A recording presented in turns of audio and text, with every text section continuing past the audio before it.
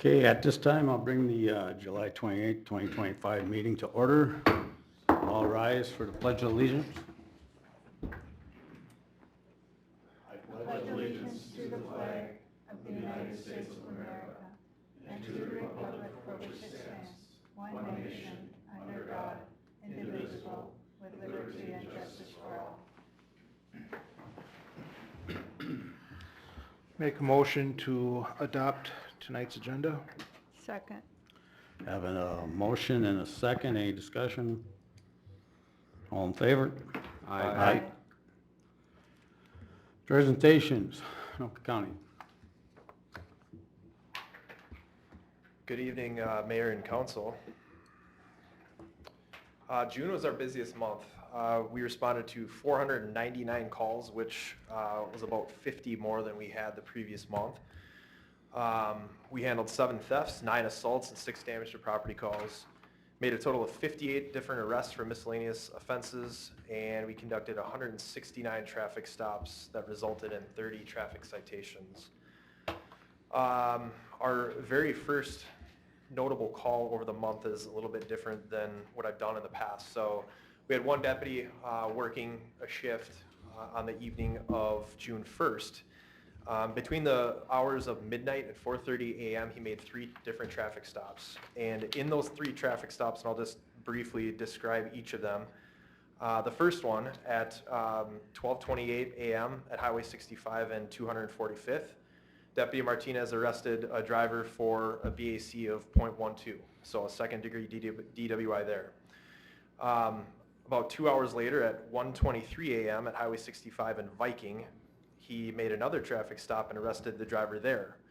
The blood alcohol concentration there resulted in a .14, which resulted in a third-degree DWI.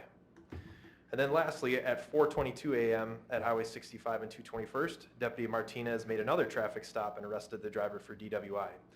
The BAC result on that was a .125, which resulted in a 4th-degree DWI. So in the span of 4.5 hours, Deputy Martinez made 3 traffic stops, arrested 3 drivers, brought them all to jail, booked them all on charges of DWI, and did the paperwork in his shift. That's what law enforcement refers to as a hat trick, so 3 DWI arrests in one shift. We worked 12-hour shifts. This happened in 4.5 hours. So he was later recognized by the Office of Traffic Safety for his DWI enforcement efforts on that particular shift. So well done on his part. We don't see that very often, but again, a little bit of proactive enforcement goes a long way and keeps us all safe on the city roads. So thought I'd bring that up this evening. Real proud of his efforts there. Yeah, thank you. Tell him thank you from our council for Absolutely. doing that, and we congratulate him. Absolutely. On the 7th of June, at 5:53 p.m., Deputy Madsen was on patrol traveling east through the 1600 block of 209th Avenue when he noticed a group of people standing in a roadway. Deputy Madsen recognized several of these people and knew that one of them had an active gross misdemeanor warrant out of our county. He stopped to arrest the male, and when he pulled his car over, the male began to walk away. Deputy Madsen called for the male, advising him to stop and walk back to him, which he ultimately did. The male was arrested on his warrant and transported to jail. On the 13th of June at 2:22 p.m., Deputy Grams received a call of a male with an active warrant out of Mille Lacs County at an address in the 23800 block of Fillmore Street Northeast. While driving to the location, Deputy Grams observed a vehicle matching the description of the suspect's vehicle leaving that particular area. As it passed, Deputy Grams observed the male with a warrant in the passenger seat. Deputy Grams made a traffic stop on the vehicle and arrested the passenger for his outstanding warrant and later transported him to jail. And then finally, on the 22nd of June at 9:10 p.m., Deputy C. Folk was conducting directed enforcement activities near a problem property in the city. While doing so, he observed a motorcycle without current registration. That motorcycle was displaying registration from 2017, past his squad car. He began following that motorcycle and stopped it at 65 and 221st Avenue. While speaking with the driver of the motorcycle admitted that he knew the registration was expired since 2017. There's also no insurance on the bike, and the driver hadn't properly transferred the title as required. So the driver was arrested for these violations, transported to jail. His motorcycle was towed and held for proof of proper documentation needed to travel on our roadways. So again, as I mentioned before, proactive enforcement was up for us over the month of June, which was nice to see. This is our busiest month by about 50 calls, as I had stated earlier, and we were still able to get out and do some of that proactive enforcement, which really made a dent in kind of what we've been seeing over the summer, which is the vehicle traffic, the intoxicated drivers, and some of the other hazards that we deal with on a roadway on a regular basis. So it's hard to believe it's August, so we're finishing up the summer already. 4th of July has passed us. We're moving into the last month of summer, so wishing everybody a good end to the summer. Stay safe. If you see anything out there, give us a call. Any questions for the deputy? No, but I'd like to say something. I'd like to thank you for these reports that you give us. It gives us the trends and outcomes, recommendations, all of which help us, I think, understand the challenges that you guys face out there, and if there's any opportunities for like collaboration, which brings me to my question. Are there any community outreach programs or crime prevention programs that the Sheriff's Department can recommend or is planning to implement in our community in the near future? Yeah, good question. I oversee the crime prevention area of the Sheriff's Office, so I think many of you might see Laura Landis's updates, her Friday updates, I think. I hope so, at least. If you're interested in getting on that email chain, I can certainly do that. For anybody that's interested, you just send me a list of people who might want to see that, might want to read it.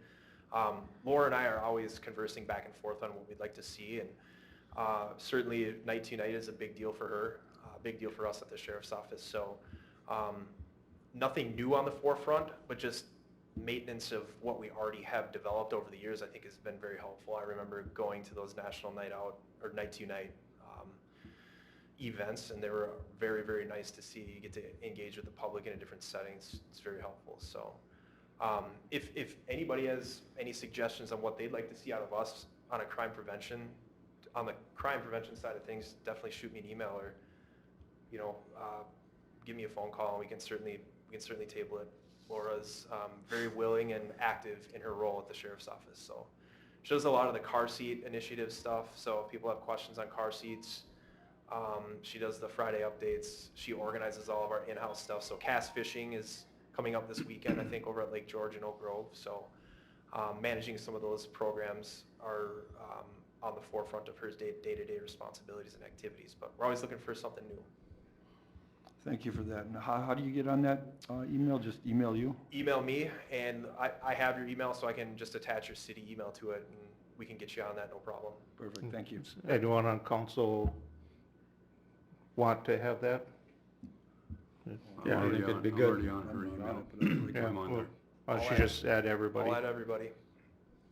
Thank you. Excellent, thank you guys. Fire department report.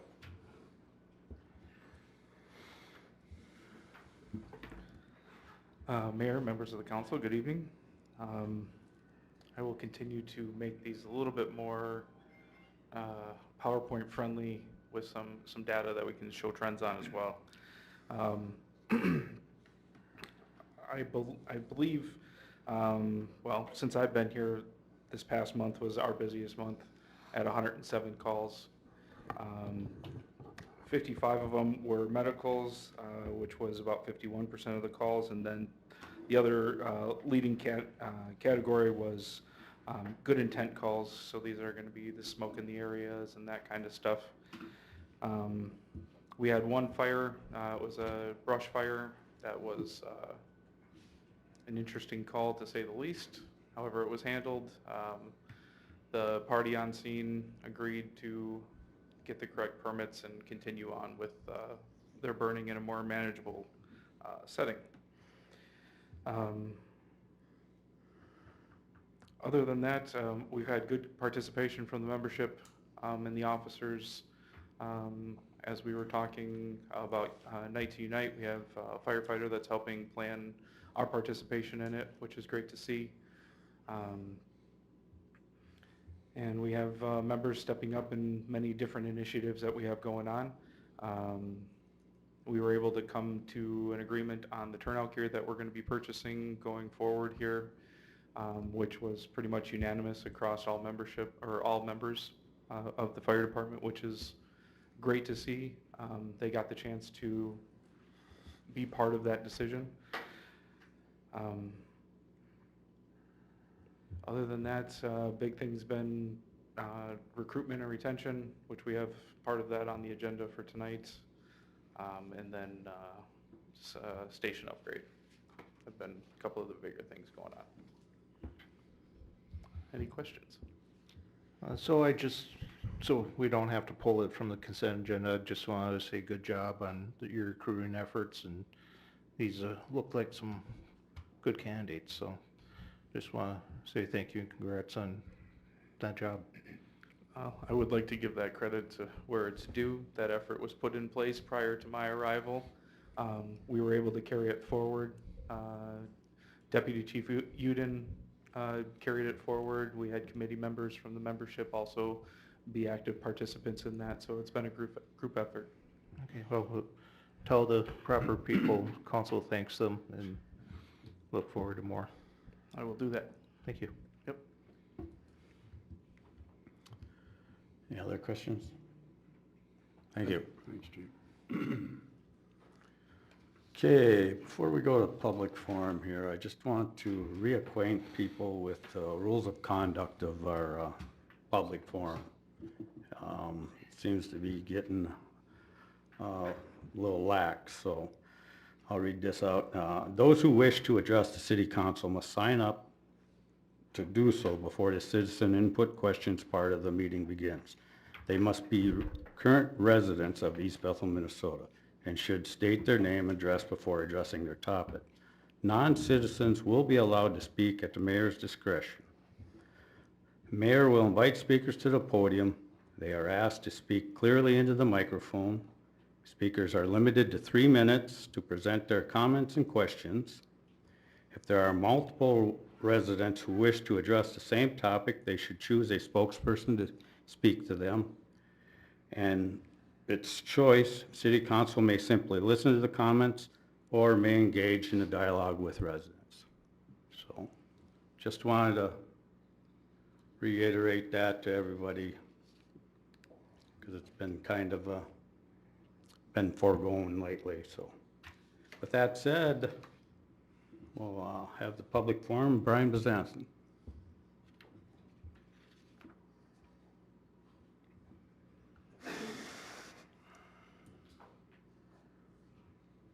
Brian Bezanson, 22337 Quincy Street, Northeast. I had not attended Booster Days Party in the Park for a number of years, and I was very impressed how it went last Saturday, and I think that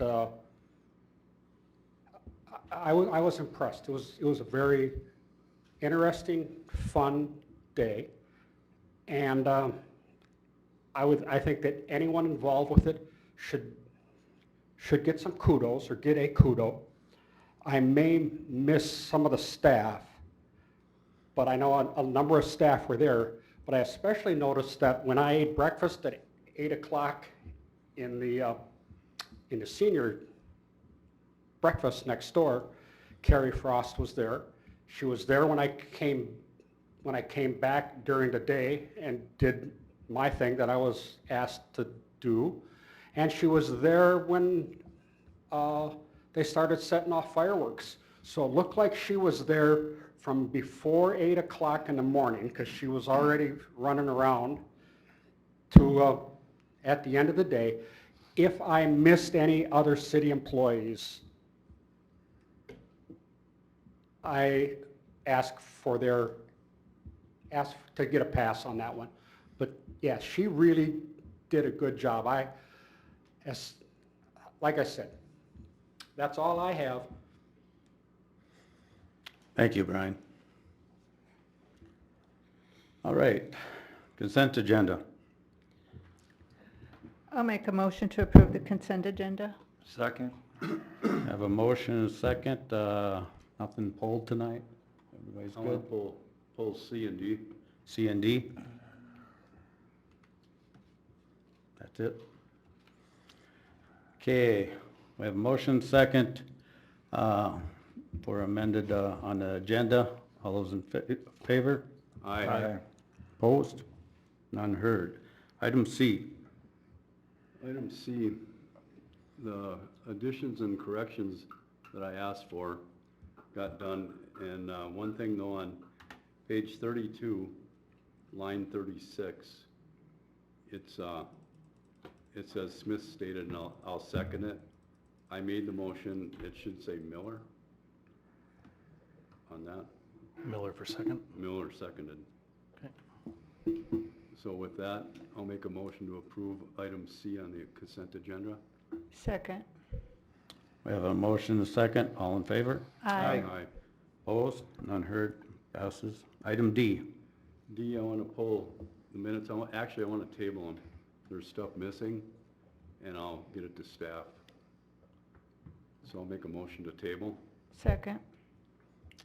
We have a motion and a second to table item D. All those in favor? Aye.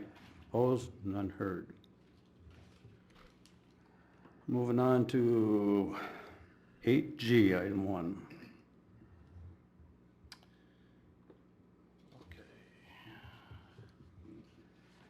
Mr. Mayor and Council, we've been talking a little bit about the fire station floors in the past and some of the cracking and degradation that's occurring. Obviously, we have very large equipment that's driving across it. And so as part of the capital improvements this year, we've kind of gone out to get some bids. I believe we have 3 bidders that are out there right now.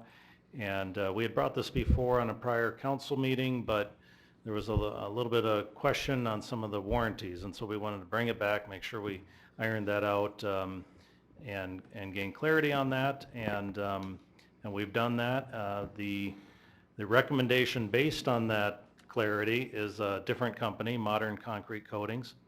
And you can see the fiscal impact there is $78,000. That would be to do all 3 stations, including the office, bathrooms, and workrooms in Station 1. So the flooring in Station 1 is kind of run its lifespan, and then the other stations as well have problems with their floors as well. So we're hoping that maybe the product that was used prior, whenever that was done quite a few years ago, isn't the product that's used today, but we have, I believe, a 5-year warranty on it now. Chief, if you want to, yep. And material warranty on that, and any cracking or anything like that will be their responsibility to replace. I do want to point out one thing that has changed. Modern Concrete Coatings did get back to me. They were incorrect on the manufacturer's commercial warranty of a lifetime deal. It's the 5-year, but it's not a lifetime warranty on that part. The other part is I just want to make everybody, one of the logistical issues that we were going to run into, or that we could have run into, was having to empty Station 1, which houses the majority of our apparatus, and having limited space to put that back, or to put it where it is still serviceable to the citizens. Modern Concrete Coatings has recognized that and said we'll come out 2 different days or 2 different times and allow you to maintain half of the apparatus floor. That way we're only relocating the utility vehicles, and we keep the response vehicles, the primary response vehicles, in-house at Station 1 where they're supposed to be. So that's at no extra cost.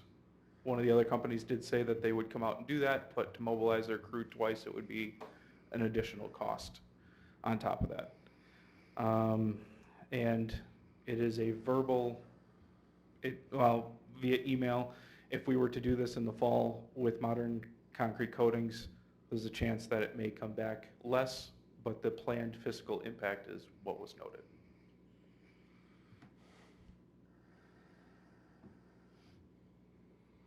This is bolts. Yeah, that's fine.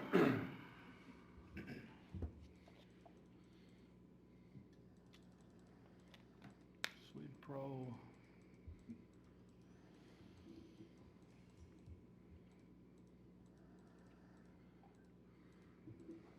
Modern Concrete.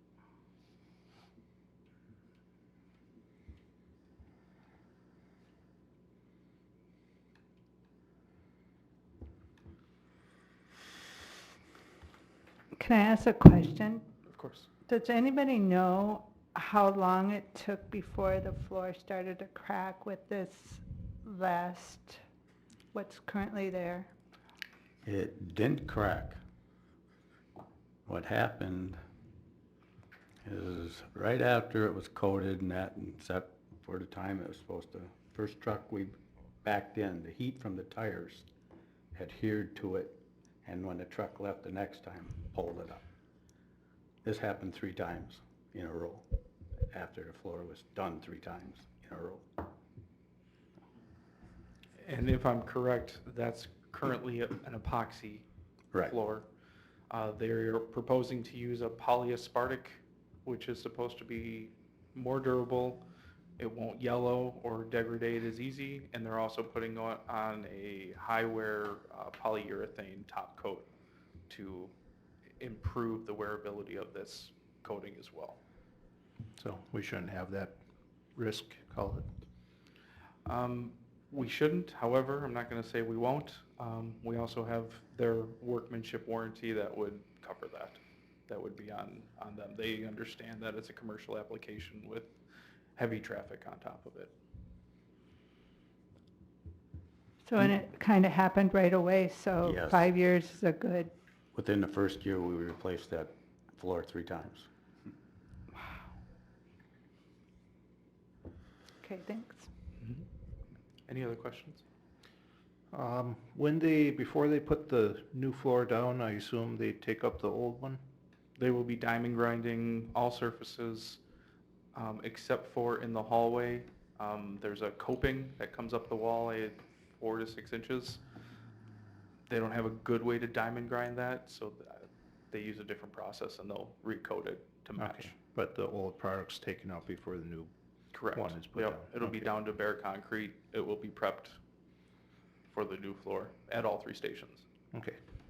I know it's listed in your estimates, so it's there. Good idea.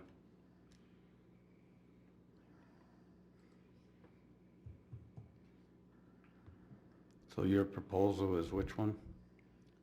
Modern concrete coatings.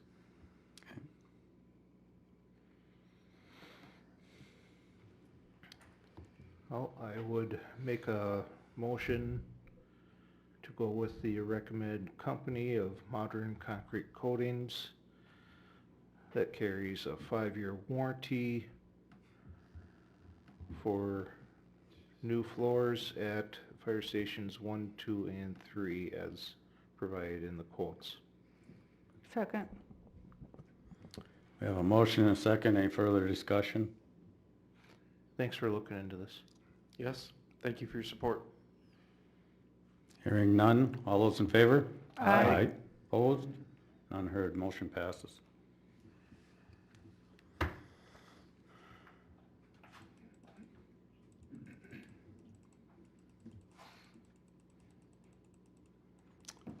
Okay, item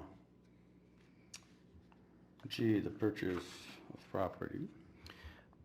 Mr. Mayor and Council, at one of the prior EDA meetings, motion was made to direct staff to look into and negotiate pricing on 1347 Sims Road.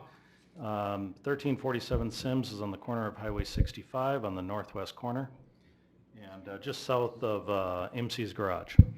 And we were kind of discussing kind of opportunities that may exist out there for the city to, to invest EDA dollars, to kind of encourage development and to work towards bringing in something other, something that you can control to come in. In other words, if it's zoned for something and say it's zoned for a car lot, you may not want a car lot there, but it's kind of hard to deny that if it's zoned for it. So this will give you an opportunity to control what goes in here. And as we've talked a fair amount about kind of the future of this intersection, the future of this area in terms of going to the state looking for dollars for a well and a water treatment center, lines going down to hook up to the schools, and coming back for the sewer lines. We're hopeful to be successful in that, but this whole quadrant then will kind of, with the proposed industrial park to the south, this parcel and a couple other parcels in there, I think will become very lucrative parcels, you might say. Now, lucrative means you can either sell it, you can encourage, you can write down the value of it if you have an interested party coming in that you really want to have in the city. Say a small grocery store or something like that. I'm just kind of spitballing a little bit. At any rate, it gives you options, and you have before you here a resolution that kind of identifies the cost, and the original asking price was $260,000. They had to determine if the septic system was operational. That failed. They got 3 estimates for the septic system. The highest was $25,000, so they agreed to reduce the price by $25,000 on that.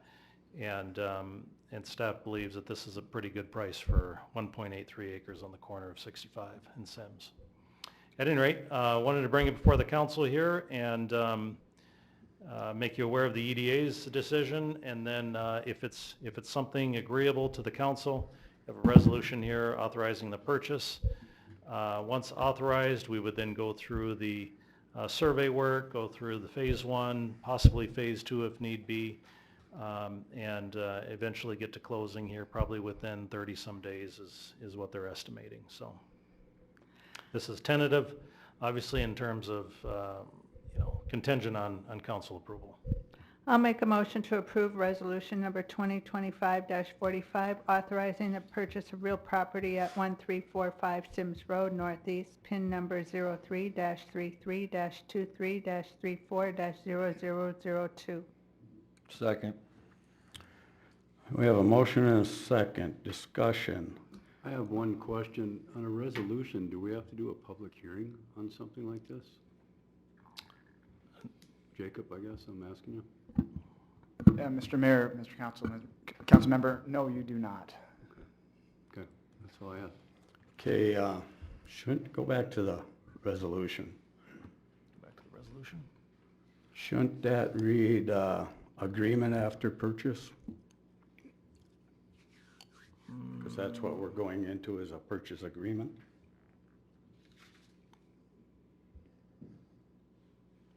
Right here, purchase agreement. Yep. We can put that in there. I guess I would ask our attorney if that's required or if it's assumed. Sure, Mr. Mayor, Council, if you will, Matt, can you point out where the language in question Right is? here. Right there. Authorizing a purchase agreement or the purchase of, Bold underlined. Oh, I see what you're... yeah.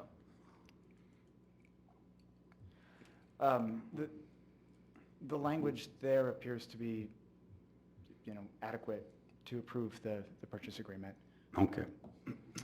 The other question I have, are we going to do appraisal on this land? We can have an appraisal done on it. I think the tax assessed value is $240,000, if I'm not mistaken, and they were asking $260,000.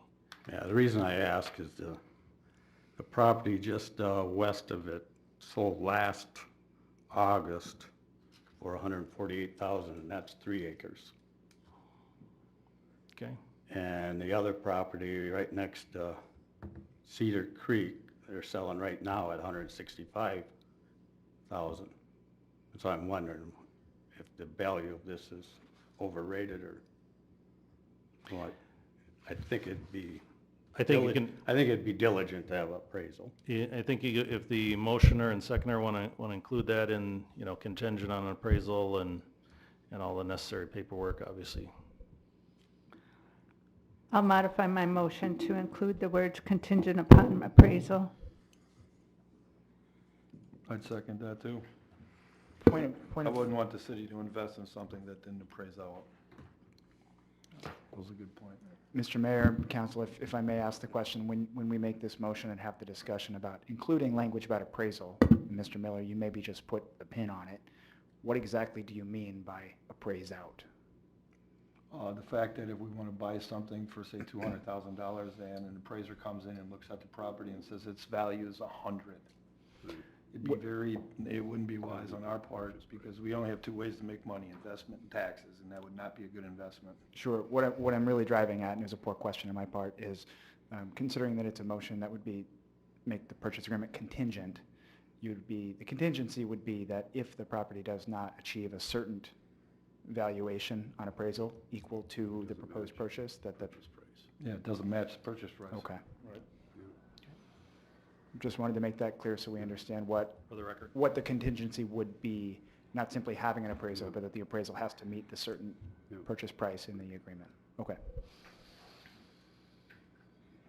Any further discussion? I got a couple questions. So the septic's bad, non-compliant. If we were to purchase, are we gonna put any money into that?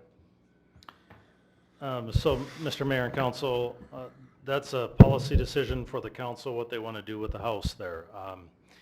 It's currently zoned commercial, but it's grandfathered residential right now, so if you have, say, a business that's going to come in there, you would not want that house there. You would possibly use it as a training op for the fire department.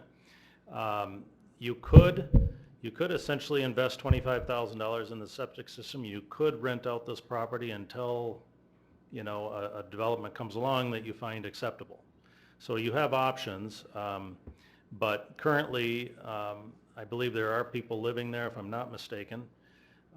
And for whatever reason, septic systems operate to some degree, but they don't pass the muster Yeah, when they're tested. So, Septics can operate, but they may not Right. be in compliance with the new rules based on grade separations. right.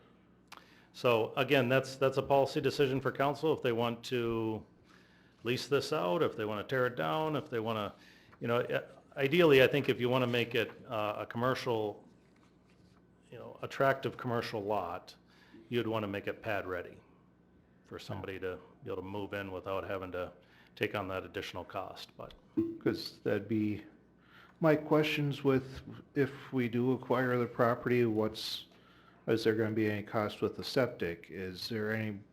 What are we gonna do with the house? Is it gonna be removed? What would be the cost to remove it, to tear it down, dispose of?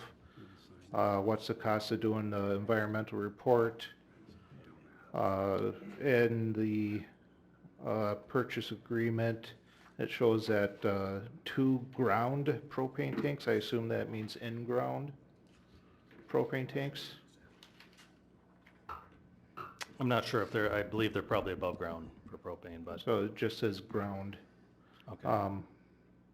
I didn't see any above ground when I drove by there today, but it doesn't mean that they don't exist. But if they are in-ground, what's the sizes, what's gonna be the cost of removal of all this stuff? If the city pays $235, what are the additional costs going to be in prepping this property for whatever use? And if we do purchase this property, we'll probably figure out a use. Absolutely. Yeah, these would be discussions we can have once we know that it passes a phase 1, once we know that it passes an assessed value, once we sign on the dotted line, we can be doing the background check too along the way. I think as far as, if you look at, every man's treasure across the way, if they were to sell that land to us, we would have to take the tanks out and that sort of thing as well to try and make it, obviously something that would be attractive to people. You could leave them in and say, well, we're selling it, but you have to absorb the cost to remove all this, and that would then factor into their decision, whoever they are, into their decision as to whether they're going to come and utilize that property, so. Yeah, and the other thing is, it's a bit of a gamble, because ideally, this property would be useful with the sewer and water that would go in, but that hasn't been approved yet. We don't know if it's going to be approved. The sewer, sorry to interrupt, the sewer goes right by on on Yeah, the, on the there's east a side. force main, Yep, and So so the you'd water- you'd have to put a lift station in, and lift stations aren't cheap. yeah, and the water is the one that's not in close proximity, yes. Mhm. Yep, so, So we don't really know what's gonna happen. well, we don't have any guarantees on that water project, no. No. Um, So if the water project doesn't go through, what's the public good of the city buying this property? Well, then you have, essentially you have the same lot as MC's garage, and they would have a septic system of some sort, and not an ideal situation, in my opinion. But we're still working hard on the water project. I think it's critical not only for the need of the schools, but in terms of again, getting that conversation on the decommissioned landfill and proximity of things, that it's probably best that the state aid us in getting this project underway, so. Yeah, it's, I think if we definitely knew that that was coming in, it wouldn't be much of a discussion purchasing this property, but right now with the unknown costs of what we do with it, and the unknown if the water tower is gonna come, I think it's too big of a gamble right now at $235,000. This is taxpayers' money, and they should be expecting to get something out of it. So that's my thought on it. If we get a lower appraisal and purchase agreement, the property owners agree to a lower purchase price, then my attitude may be different, but $235, that's a large chunk of change.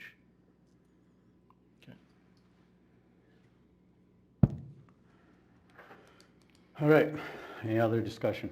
Yeah, I want to discuss the fact that, didn't we have a guy come into the EDA that said, as these bridges and this road system comes out of Blaine towards us, dropping more people and making the commute shorter, that commercial property was going to go up considerably along 65? And in that case, this is happening. I think it's less of a gamble and an opportunity for the city to get something that is fairly cheap, contingent on the fact that it must appraise out, which is only a smart thing to do with that one. But it's an opportunity for the city to have property in prime location as this comes forward. And as far as how cities make money, it's an investment and it's property taxes. And it's not that heavy on the investment side, but it does help. Good investments are hard to find nowadays. And real estate in that prime location on the corner of Sims and 65 into the near future could become very attractive to a lot of different companies and very, in terms of a profit for this city. I mean, nobody's going to flip something overnight and make money. We all know that. But the opportunity to invest in our own city right there, I think we should take a hard look at. We discussed it in the EDA as doing such. And after that meeting, how they were pushing commercial property down the road from us, the city is in a prime position to take advantage of something like this.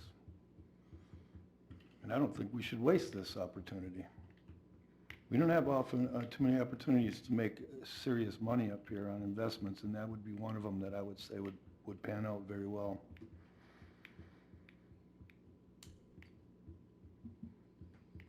But that's my opinion.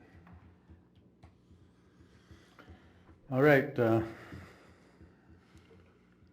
I think we should move forward just to get clarification if the land is doable, and we have the last decision before we do sign on the dotted line anyway. So. Will this come up for a vote again before we sign?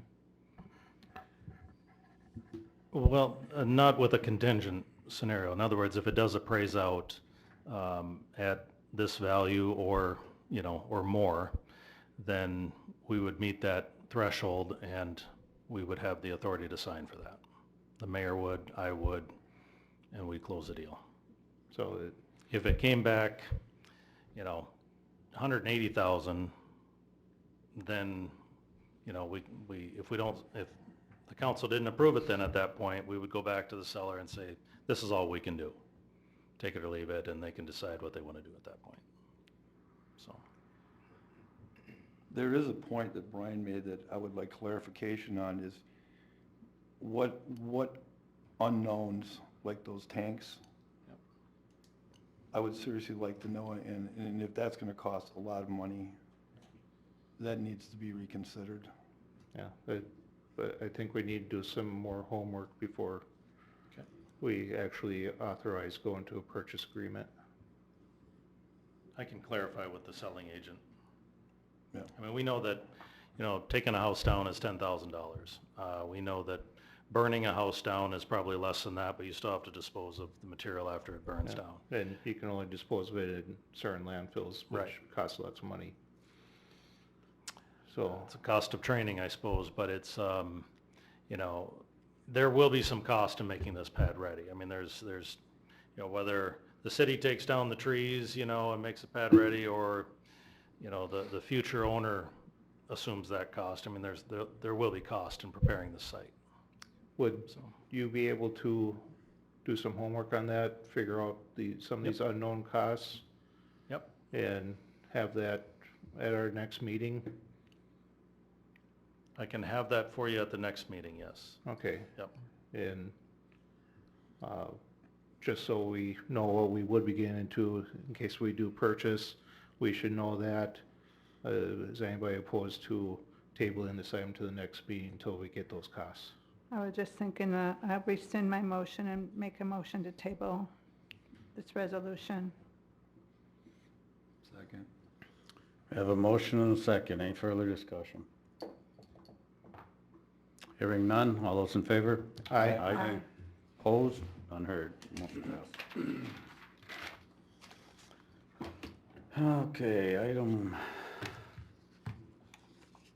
8G2.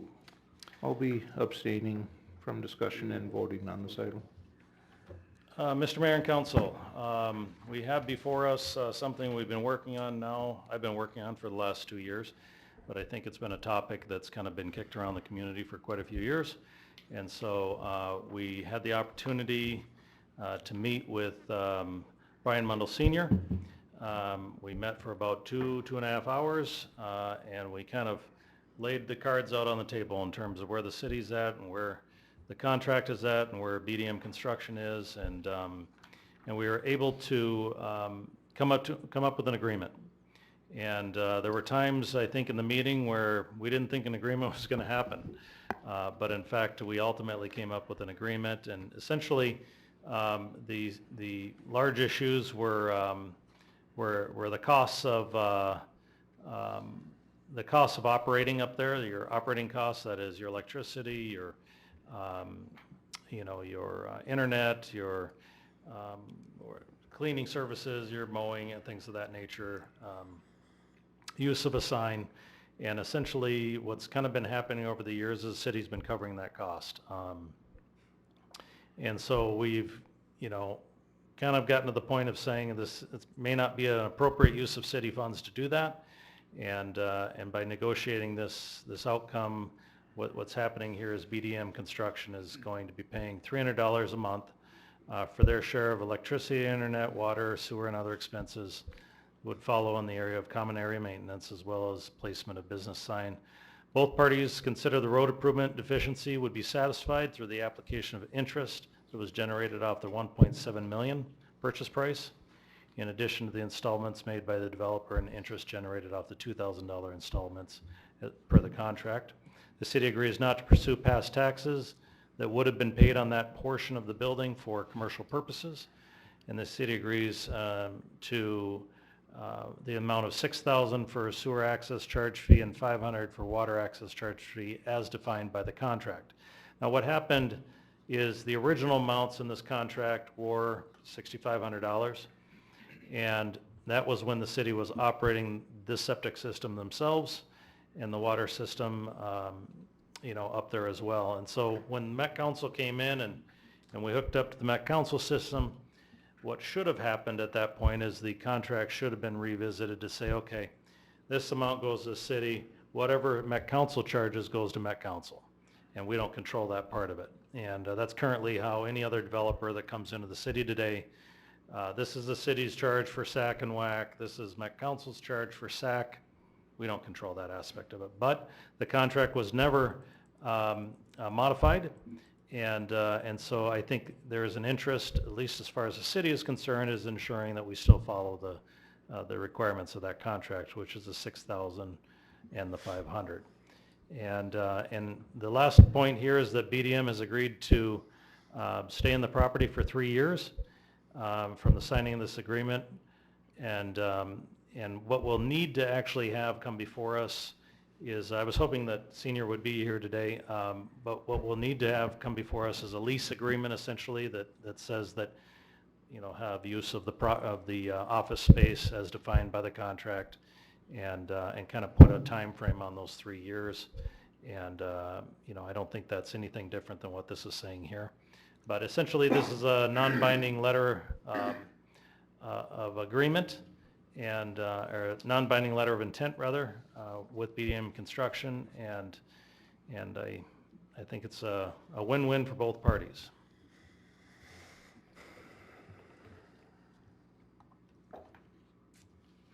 I got some questions. So then, if I understand it right, we're gonna still collect 6,000 for sewer hookup, 500 for water hookup, and 2,000 for the roads? The 2,000 is still part of the permit, yeah. Right. Yeah. I mean, it's something that I wonder, when you write this, it should probably be in there, because there seems to be a lot of misunderstanding between BDM, Firebird, and the city. Unless we can use the contract, I just don't want it to turn into another mess where they come back afterwards and go, no, we didn't include that. We've already dealt with that forever, so we need to fix that. Yeah, Mr. Mayor and Council, the contract is still in force. So all the requirements of that contract are still going to be adhered to. This is just a letter of intent agreeing to essentially the $300, and that both parties agreed to the following conditions. So. Okay.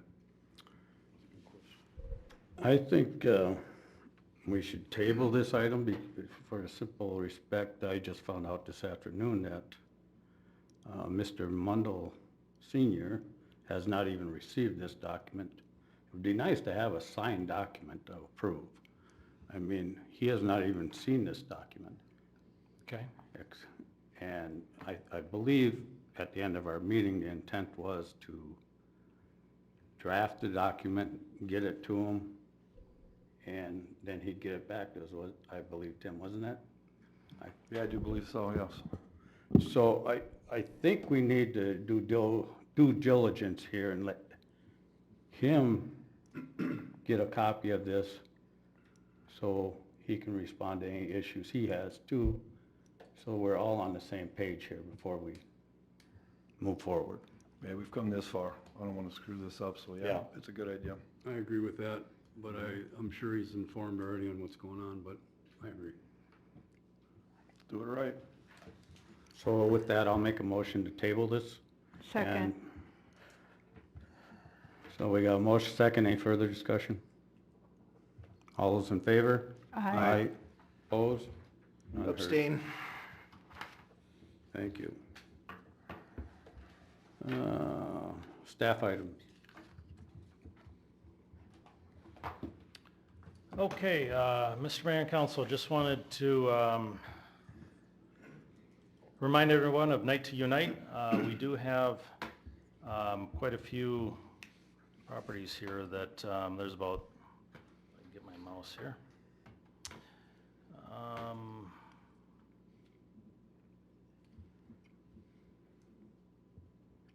Bear with me one quick second.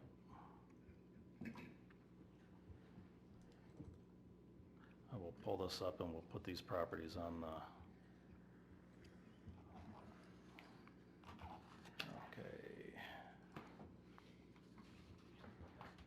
for East Bethel, these properties right here, and these families have agreed to have Night to Unite parties, and you'll see the time off to the right of when they start and like to end by. And so if you're in that area, you want to participate in Night to Unite, that's a great opportunity. I'm assuming, I haven't talked with the fire chief, but I'm assuming that we'll have fire trucks probably traveling around, and the sheriff's office probably traveling around some of these as well. So if you want to get a ride with some of those as council members or mayor, we can certainly coordinate that. I wanted to also report that Jackson Street is done. We had some equipment parked on in the right-of-way while we were delayed by rain, and we received a complaint that the equipment was parked out there. I tried to assure the landowner that we're trying to get this wrapped up as fast as possible, but we didn't want to put the asphalt down while it was still problematic to do so. But that project is done, and that was the failure of the culvert, and we got that replaced for a very reasonable cost, and Classic Construction helped us in that project, so we want to thank them for that. And then also, we had, our intern was going to start today, and I got an email last night that he had an emergency and wouldn't be able to start today, so we're working through that to try and determine, not sure what that means, and hopefully that'll work itself out and we'll be able to get that project started. That is the digitizing the paperwork, all the files, and getting that project underway. So he was a student in St. Cloud and needed an internship to complete his degree, and so he was excited to come on board, and I have very limited information as to why he wasn't able to start today. So that's all I have for updates. Unless there's questions. Council reports. I got a couple things. July's planning meeting was canceled for lack of agenda items, and it looked like all of us were at Booster Days this weekend. I think it went great. We had some new stuff there, and I think it's a very good base to build on for next year. And with that, we will need volunteers. Anybody that wants to volunteer, it's one meeting a month, and it's pretty simple. But on that note, I want to thank all of the Booster Day volunteers on the Booster Day committee and the volunteers that helped with the traffic, helped with the parade, the city employees, Carrie Frost, the public works people that were out there giving support, and a huge shout out to Paula Gertz. Last year we did not have a parade because we did not have volunteers. She stepped up this year and took that on herself, and it's a heck of a job. If there's one volunteer position I would love to see filled, is someone to help her so that next year's parade can be even better and longer. So I just want to give a huge shout out to her, and it was a huge effort undertaking that. And otherwise, on August 13th at 6:30, the Booster Day Committee will be meeting for what would you call it, a debriefing meeting, where we will discuss how things went and how we can improve things for next year. And that will be at City Hall. So that's all I have. Hope everybody has a great night to unite and hit some parties and meet some residents. Okay, and I want to second Brian's commendations on Booster Days. I've heard a lot of good compliments about it. People were happy. I have heard a few negative Nellies out there, and my response is you should volunteer. If you have additional ideas to make it bigger, better, volunteer. And so there's that. The seniors are doing a Night to Unite from 11 to 1 over in Booster West. The city, the council, everybody is invited. It's a potluck. Hot dogs, water will be served. So 11 to 1, Booster West, the seniors. They have their dance coming up first Friday in August. Come on out and have some fun, have some cookies and bars. In September, it's the third Thursday is Feed the City Staff. So all the fire department, the police, the city staff, come on over to the senior center, and I will be reminding everybody for the next 3 meetings probably. But, yep, because in the past, the announcements haven't been out there. There was something else that I can't remember what I wanted to say, so next meeting, I guess. That's all I have. Mr. Look, can you get the information about the seniors party from Suzanne and email that to all of us? Yep. Thank you. I want to say too, thank you for all the volunteers for Booster Days. I got to meet Paula. She did a great job on that parade, I'll tell you what. She was running back and forth and we kind of laughed. She's really a good person. She went all out. She did a great job. Everybody did though. But I want to add one suggestion, that when we got on the truck, we were given a 5-gallon bucket half full of candy from the city. Next year, I'd like to have 3 5-gallon buckets full of candy. Myself, Tim, and Suzanne, we brought candy, and I'm glad we did. And we made it almost to the end. And I just want to put a shout out there. I'll tell you what, when them little kids, they look and they see the candy flying, they're just so excited. It's just, you can't imagine. It's just cool. So if there's some that didn't get any, reach out to me, because I want to make sure that you do get some. Because I'll tell you, it's priceless, the look on their face when they're just grabbing pieces of candy. It's just cool. That's all I got. Did you ever get your lipstick back? I accidentally threw her lipstick into the crowd because it was in the bucket. Some people want candy, some people want lipstick. Some little girl is really happy. I got something to say here, Artie, if I could, and I just want to take a moment to talk to everyone here and everyone who's watching. I want to take a moment to speak from the heart a little bit about this community. We're fortunate to live in a city that is truly a special place, and I believe that, and a lot of people do. You live here. A place where the people care deeply about their neighbors and the future we all share together. And it's natural for us to have different opinions and express them passionately. That diversity of thought is part of what makes our community a strong place to live. But when these disagreements turn personal, especially on social media, we risk losing the sight of what unites us. At the end of the day, we all want the same thing, a safe, thriving, and welcoming city for ourselves and for our families. We all make mistakes. Nobody's perfect.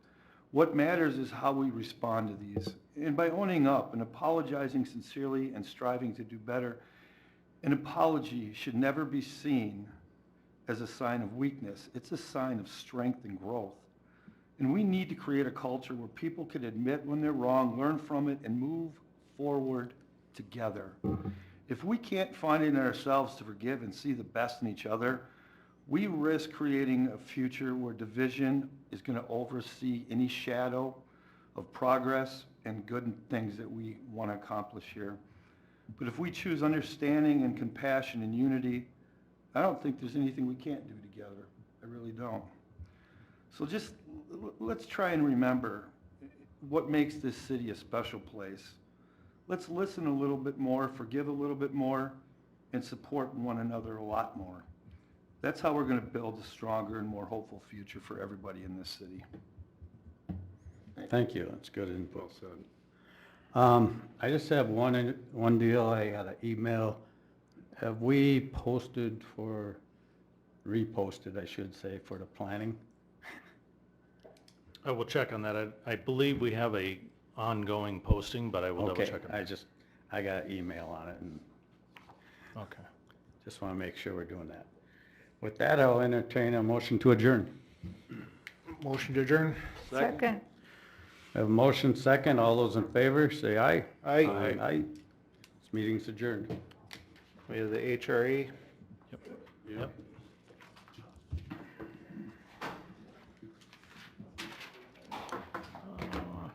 So, hang on one second. This is the Mickelson property, this is the one we're looking at purchasing. This is Mickelson. That couldn't This is wait. the corner we're purchasing. And if you go just to the west of there, this is that 3 acre lot, that long lot that butts up. that strip? Yeah. It butts up to the creek. It butts up to the corner of the lot. we're purchasing. Okay. It does. And that's, well, no, this one here, let me explain this. This is the one next to Cedar Creek. Nothing That big. comes up. Creek, That comes Nothing big, just approval of minutes, Oh, I know. regularly It scheduled. comes out to, yeah, it's next to that, it comes between Cedar Creek and Sims. And this is the one that.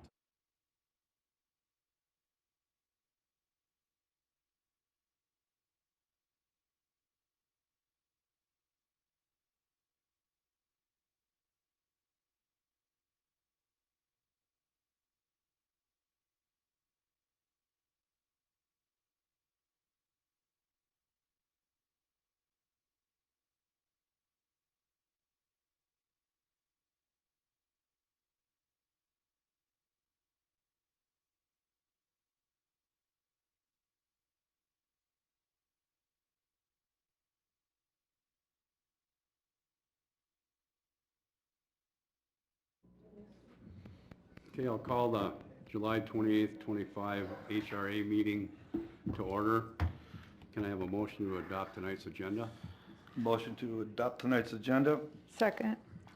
I have a motion to adopt agenda first and a second. Any discussion? Hearing none. Proceed to vote. All in favor? Aye. Opposed? None heard. Number 3, approval of minutes. Can I have a motion to approve the minutes? Make a motion to approve the minutes from April 27th, 2025. Second. Can I have a first and a second on approving the minutes of April 27th, 2025? Any discussion? Hearing none. Proceed to vote. All in favor, say aye. Aye. Aye. Aye. Opposed? None heard. Make a motion to adjourn. Second. We have a motion to adjourn, first and a second. Any discussion? All in favor, say aye. Aye. Aye. Done.